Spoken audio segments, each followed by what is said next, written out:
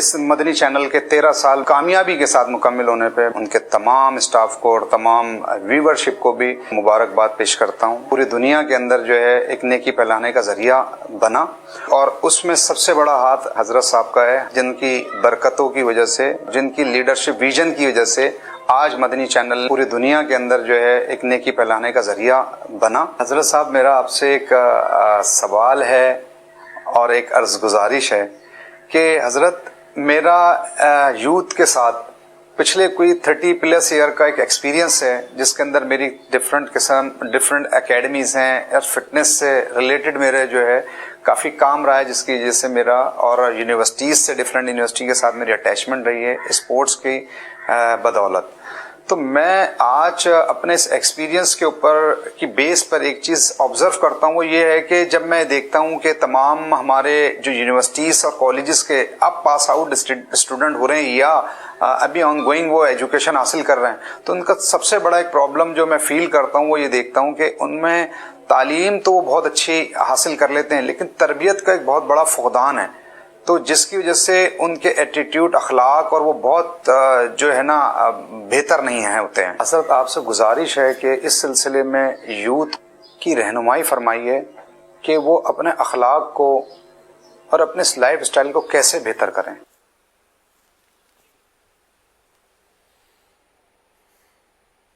ماشاء اللہ، آپ نے مبارکباد پیش کی، بہت بہت شکریہ، محبت کا اظہار کیا، بہت بہت شکریہ۔ اللہ آپ کو دونوں جہاں کی برکتیں نصیب فرمائے۔ بڑا پیارا آپ نے سوال کیا ہے۔ اب اس میں یہ ہے کہ اول تو یہ جو سلیبس ہے اس کی شرعی تفتیش ہو، اور اس سلیبس کو اسلام کے رنگ میں رنگا ہوا ہونا چاہیے۔ پھر جو تعلیم دیتے ہیں وہ ٹیچرز جو ہیں ان کی بھی اسی بنیاد پر تربیت ہو۔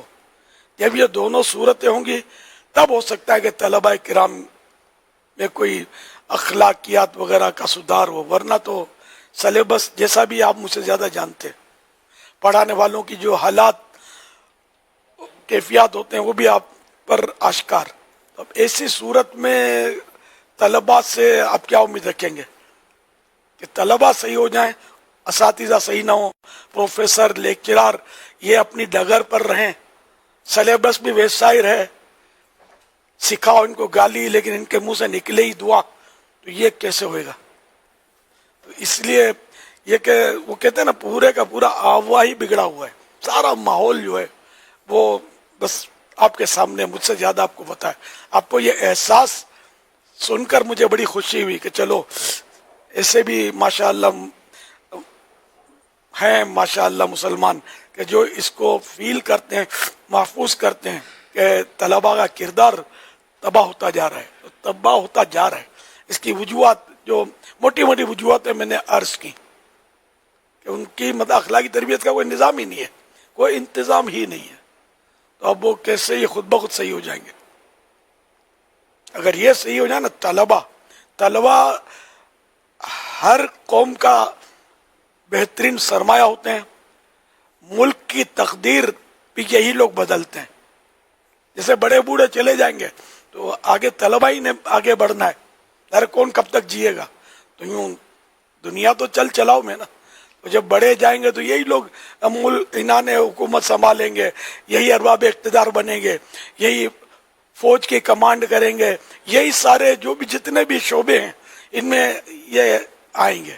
اب ان کی تربیت ہی صحیح نہیں ہے تو یہ کیا اجالا کریں گے؟ اللہ کریم چاہے تو میری بات دل میں اتر سکتی ہے، اور یہ کہ اگر یہ میری بات دل میں اتر گئی تو انشاءاللہ نتائج وہ ہوں گے جو دنیا دیکھے گی۔ اتر تو جائے گی دل میں، لیکن عملی جامہ پہنا نظر ہے، میں سمجھتا ہوں ہم میں سے کسی کے بس کا روگ نہیں ہے۔ فارمولہ پیش کرنا آسان ہے، اس کو عملی طور پر نافذ کرنا یہ جو ہے شیر لانے کے مترادف ہے۔ اللہ پاک ہمارے حال پر رحم فرمائے، میرے ملک پر رحم فرمائے، اور دنیا اسلام پر رحم فرمائے۔ چاروں طرف بگاڑ ہی بگاڑ ہے، یہ نہیں کہ ایک جگہ دو جگہ ہے، وہ سارے آوے گاوا بگڑا ہوا ہے، کسی کو پڑی بھی نہیں ہے، سب پیسے کمانے کے چکر میں۔ صلو علی الحبیب صلی اللہ علی محمد